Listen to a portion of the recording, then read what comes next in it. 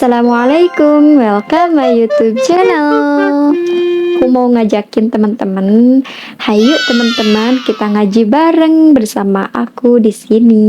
Bismillah, semoga apa yang ilmu kita dapat hari ini semoga bermanfaat dan kita bisa mempraktekannya dengan istiqomah. Amin ya Allah ya Rabbal Alamin. Ya udah yuk. Alhamdulillah, puja dan syukur senantiasa kita panjatkan kepada Allah Subhanahu wa Ta'ala atas rahmat dan karunia-Nya. Dia telah membimbing kita semuanya. Yang paling penting adalah Allah masih memberikan kepada kita sebuah kesempatan untuk membuktikan diri kita menjadi seorang muslim, untuk beristiqomah di dalam keimanan.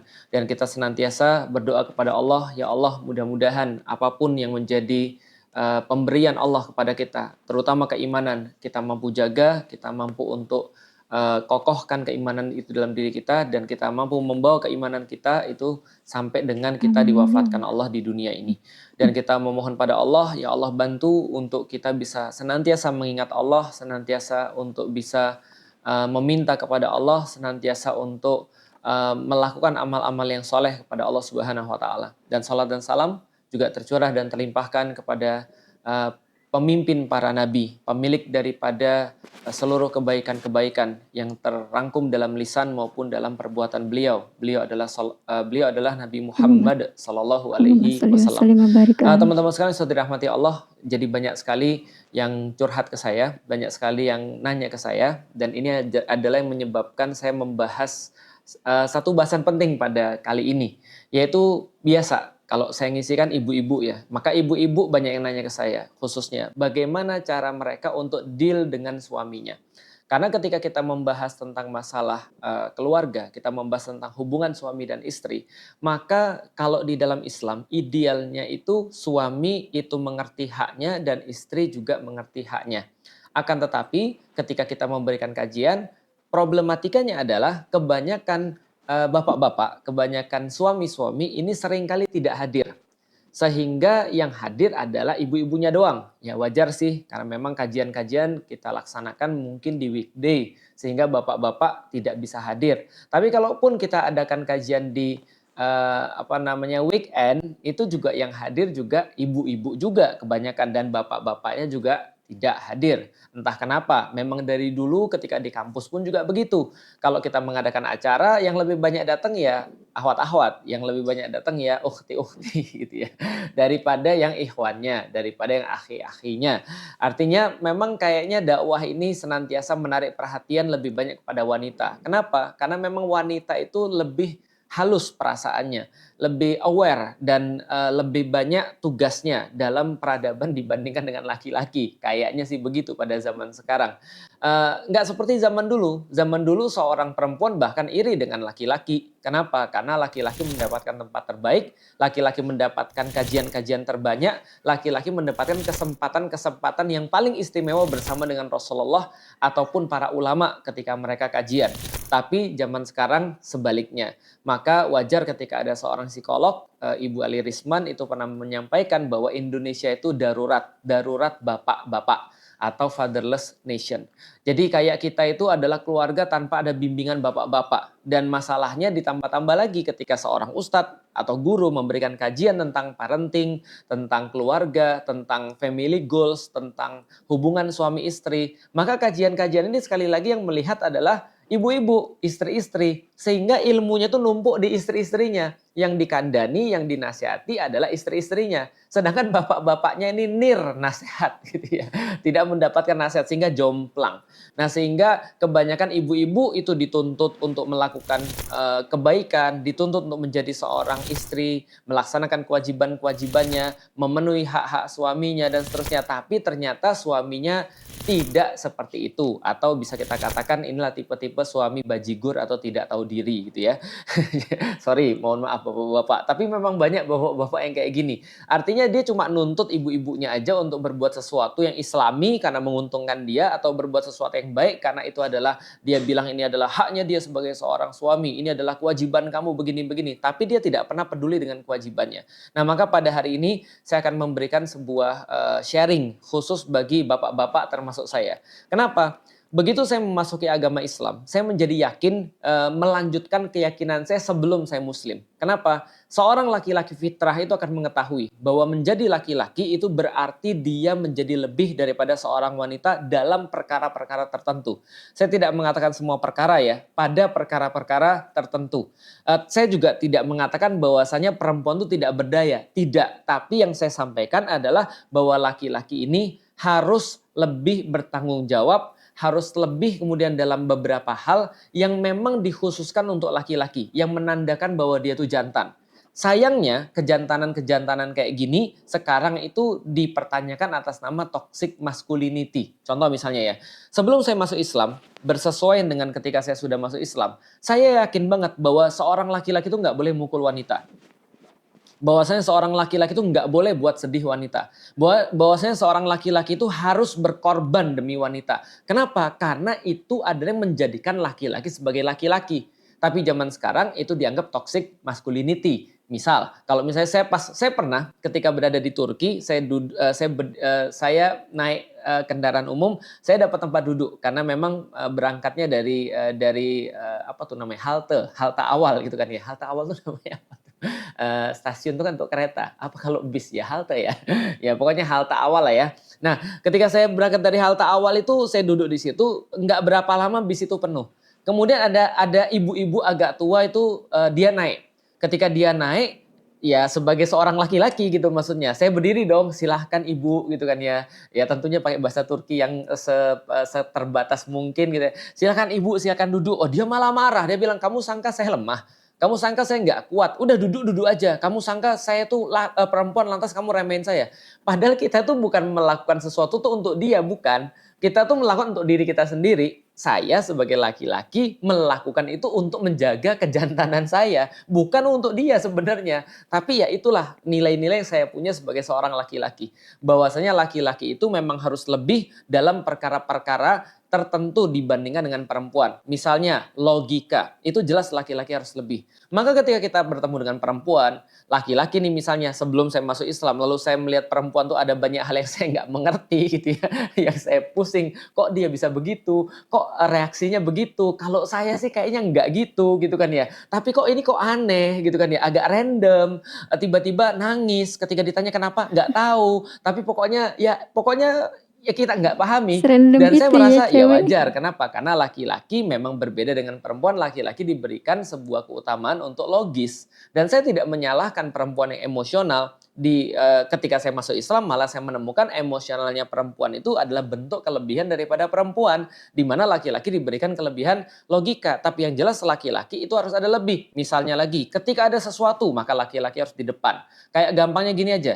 Sebelum masuk Islam, kalau saya nyebrang itu, walaupun pacaran, gitu kan ya, tapi itu jahiliyah ya, udah gak usah bahas jahiliyahnya. Tapi lihat kejantanannya ini ya.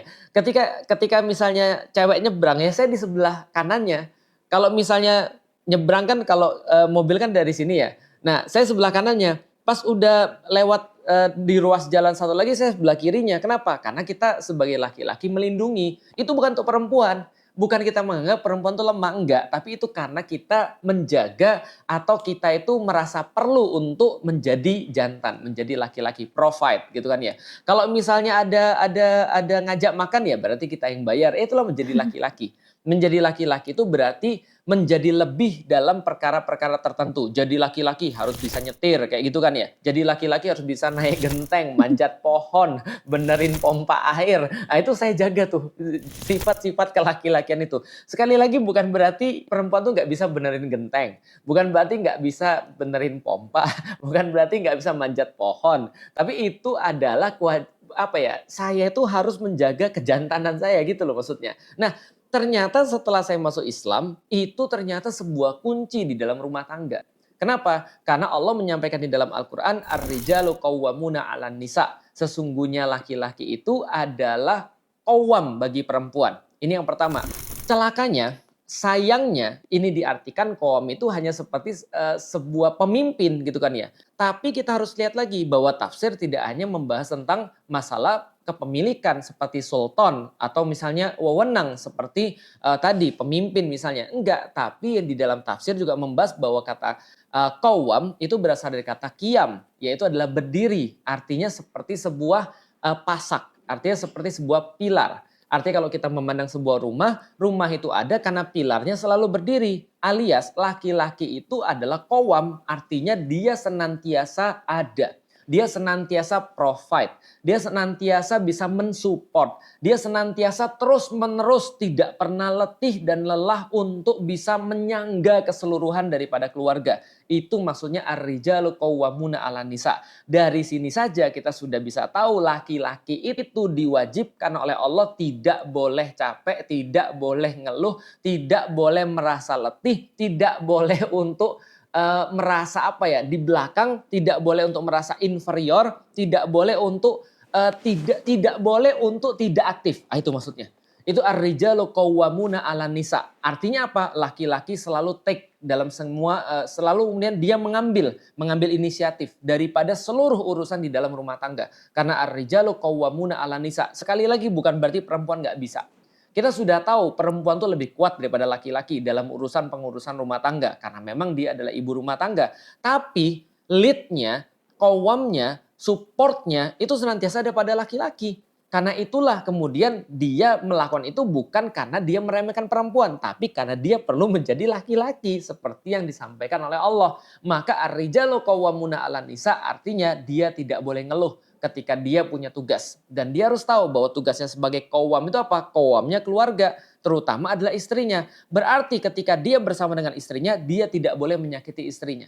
Karena istrinya itu adalah yang dia support. Dia tidak boleh untuk, ya kalau menyakiti bukan tidak boleh, tapi ya kita semua menyakiti, saya juga menyakiti. Maksudnya adalah menyengaja menyakiti istrinya.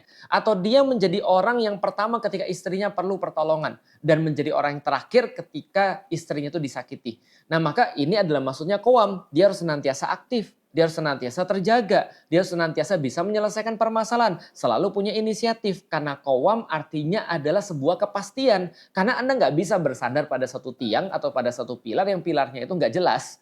Nah maka menjadi seorang laki-laki ya, kalau memang kita tuh laki-laki, ya jadilah laki-laki. Jangan banyak alasan.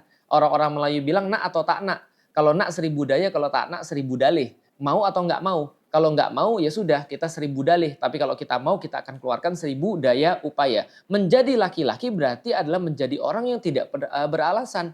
Dia nggak bisa bilang bahwa wah saya tuh mohon maaf ya, saya tuh gimana ya, saya tuh udah capek di kerja seharian dan segala macam. Nanti pulang urus ini anakmu, nggak bisa. Menjadi qawwam juga mengerti bahwasanya dia itu pilar yang nggak bisa diganti gitu loh maksudnya. Artinya bayangin gini ya, kalau seandainya rumah itu ada 4 pilar, terus satu pilar bilang gue istirahat dulu. Nah kira-kira gimana? Nah, itulah yang terjadi kalau suami istirahat.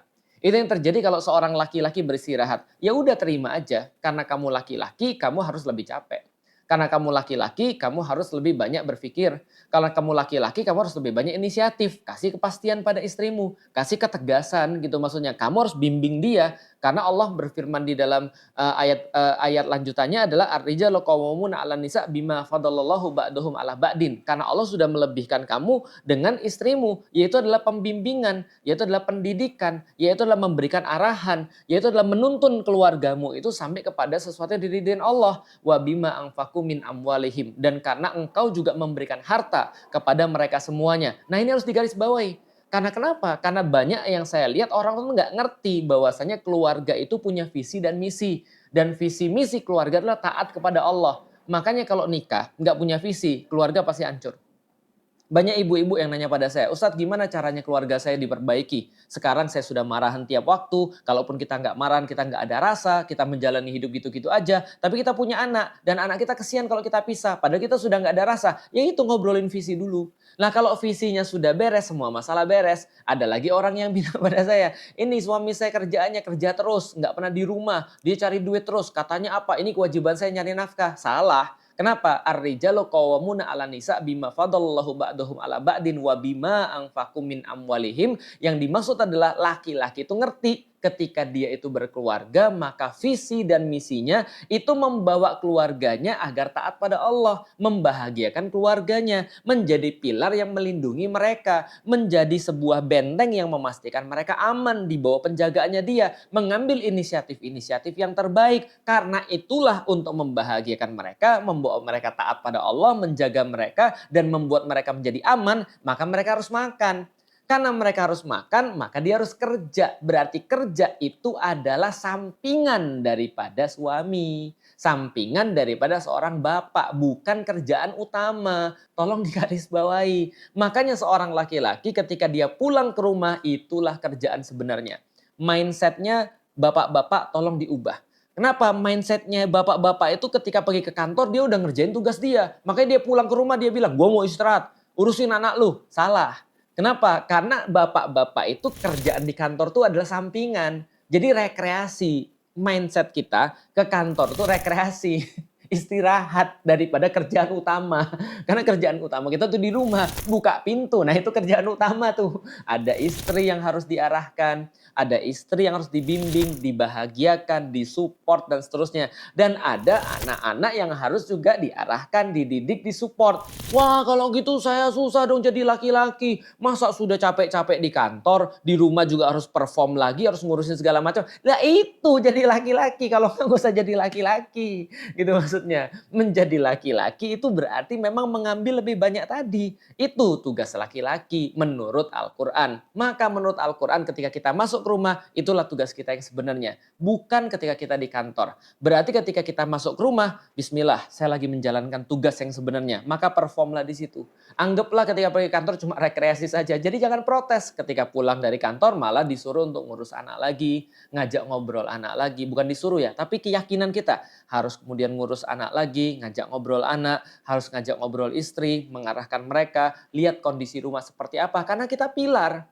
Karena kita tuh kowam itu pilar, nggak boleh capek, harus senantiasa berdiri. Lah terus kalau tumbang gimana? Tenang, ada perempuan. Maka kemudian Allah sampaikan fassolihatu.